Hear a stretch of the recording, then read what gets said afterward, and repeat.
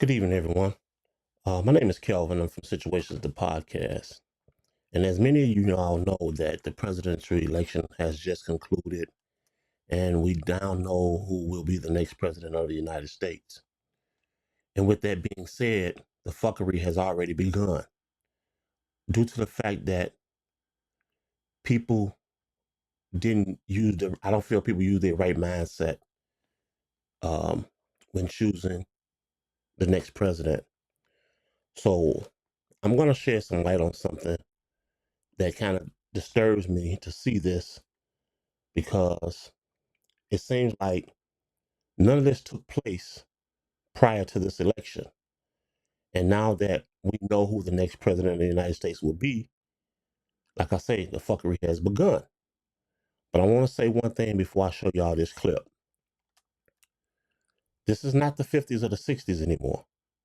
Okay? Let's get that understood. This is not the 50s nor the 60s anymore. So a lot of things that was taking place back then in that era, I can assure you, I'm willing to bet my last dollar that a lot of that will not take place on the streets of today when you're dealing with the Black Americans, okay? But I want to show y'all this clip, and we can finish this conversation in the comment section. I want to feel your thoughts. I want to feel your comments. Let's talk about this. Let's see what you guys have to say about this. Federal authorities are looking into disturbing and racist text messages sent from unknown numbers to Black Americans in at least 10 different states in this country. Now, many of the messages, which were sent to middle school, high school, and college students, make reference to slavery. You have been selected to be a house slave at the Fieldview Farm Plantation. Be ready on Saturday, November 9th, 11 a.m. sharp. This was the text message Latasha Nelson's 8th grade daughter, Jemiah, and her friend received while at home in Connecticut. My daughter came down and showed me, I was like, wait a minute. I was angry. One, disgusted. Two. In at least 10 states across the nation, CBS News has learned that Black Americans have received anonymous, racist text messages similar to these. And while varying slightly, many of the messages read, "You have been selected to pick cotton or become a house slave at a plantation."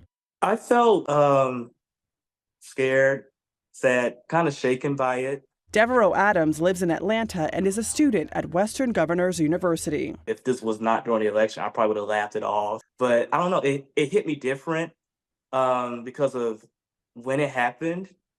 And considering that I have multiple friends that got the same exact message, same exact tone, and some, they don't even know how these people got their first and last name. And they're telling people, we know where you live. So it's like, whoa, this is not a prank. This is an actual threat. Black students at several schools and universities have reported receiving the texts. And CBS News has verified that the texts were sent from numbers with area codes from at least 25 different states.